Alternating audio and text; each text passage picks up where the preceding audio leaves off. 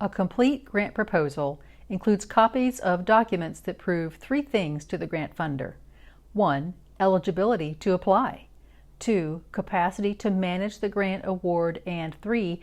That the nonprofit is an active collaborator in its community. These documents are simply referred to as grant attachments or supporting documentation. In this video, we'll review the most commonly requested grant attachments and close with some pro tips to give your proposal more of a competitive edge. And as always, at Grant Chatter, you'll find two things in the description below: a comprehensive set of links to free online resources and timestamps to help you focus your study. Let's get started. The first of the three categories of grant attachments. Number 1, proof of eligibility to apply for the grant in the first place. Most grant dollars are intended for nonprofit organizations, with some exceptions for individuals and businesses, which I either have addressed or will address in a separate video based on when you're watching this. Where does this proof of eligibility come from? In the United States, nonprofit status is awarded by the Internal Revenue Service, or IRS. Grant funders almost always require one of three IRS documents as an attachment. The oldest option is the IRS Letter of Determination, written at the time nonprofit status is awarded. Older nonprofits might be asked by the funder to request a new letter from the IRS to confirm that nonprofit status is still active. A second option is for the funder to request a copy of IRS Form W-9, a one-page form filed every year by the nonprofit after that status has been awarded. Or the third option, which is for grassroots organizations that do not have nonprofit status from the IRS and therefore need another nonprofit to apply in their stead. This is called having a fiscal agent, and I cover this process in my video, How to Write a Grant, linked above. Across the globe, there are multiple names for nonprofit organizations, such as non-governmental organizations or simply charities. In the description below, you'll find links to websites that define how charity status is acquired in several places across the globe, plus the Google search parameters I used to create this list, in case they can help you find information for your country. Let's go to the next category in the list of common grant attachments. Category number 2, proof of capacity to manage the grant award, in both finances and organizational structure. Grant funders ask for this financial document a lot: a copy of the latest audited financials or a financial review. The difference between the two is that the audit is a comprehensive assessment. The financial review is not as comprehensive, but for an organization with a small budget that can't afford an audit, grant funders often consider it a sufficient statement. Several articles from across the globe are linked in the description below to help you determine which you need for your organization's grant proposals. You may also have to provide your organization's most recent tax return. In the U.S., this is either a 990N, 990E, or 990 based on your budget size. An article is linked below for more information. Outside the United States, please refer to your nearest tax agency for guidance, since every country has its own processes and regulations. They were too numerous to list in this video. The other two most common financial grant attachments are the organization's annual budget and a project budget. These are very common attachments. So common, in fact, that I happen to have a video dedicated to grant budgets, linked above. Then there are the attachments related to organizational structure, a roster of the board of directors or board of trustees, or whatever name you have for the volunteers who have governing authority over the organization's policies and budget. Strategic plan. The funder wants to see a board-approved and measurable plan for the future.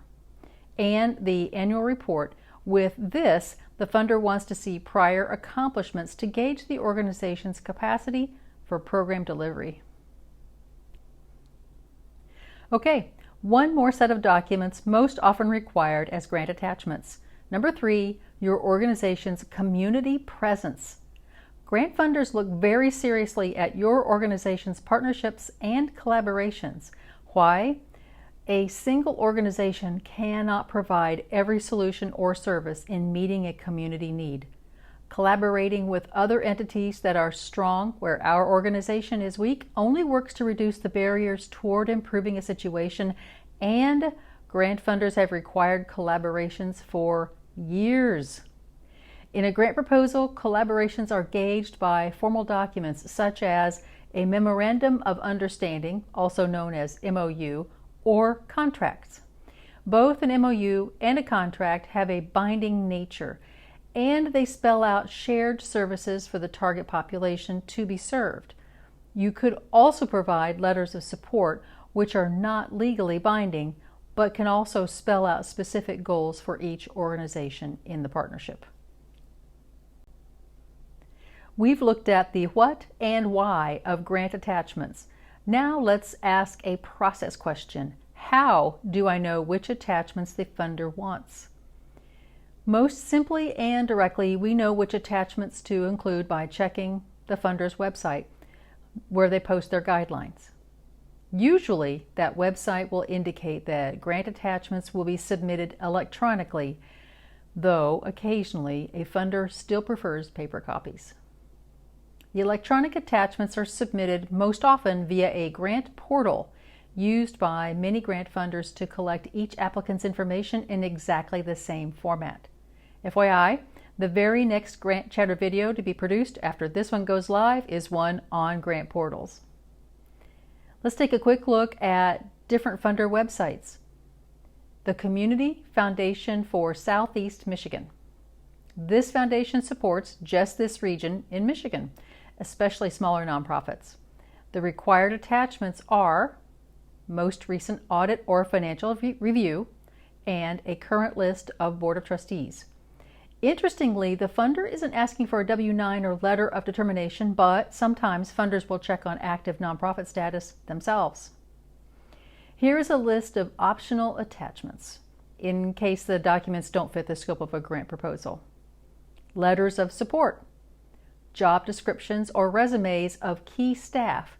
This isn't an overly common attachment, but also not unknown to describe the organization's expertise in program delivery.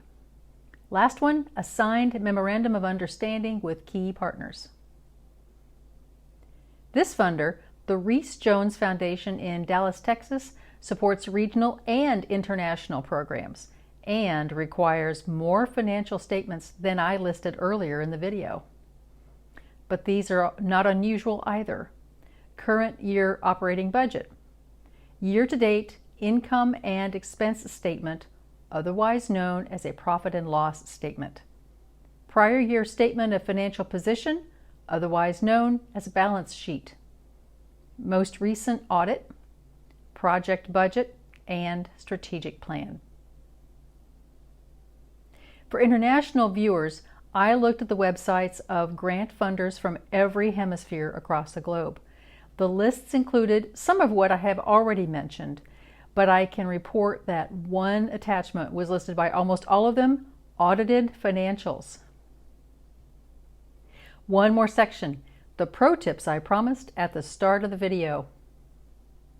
Follow the grant maker's instructions exactly. Label each document clearly. Provide all required attachments, and the final pro tip, only send what they ask for. This especially applies to videos or a link to a video posted on social media. Following these pro tips gives the grant funder a complete set of the correct attachments in a way that makes them easy to access and understand. It could be a difference maker in the final decision process. Here we are at the end of another grant training video. Thank you for your time here on Grant Chatter. I hope you find that these videos equip you with the skills you need to grow your grant-seeking results. Today's closing B-roll is a series of rainfall scenes. I hope you find it relaxing as you move on to the next thing in your day. See you in the next video.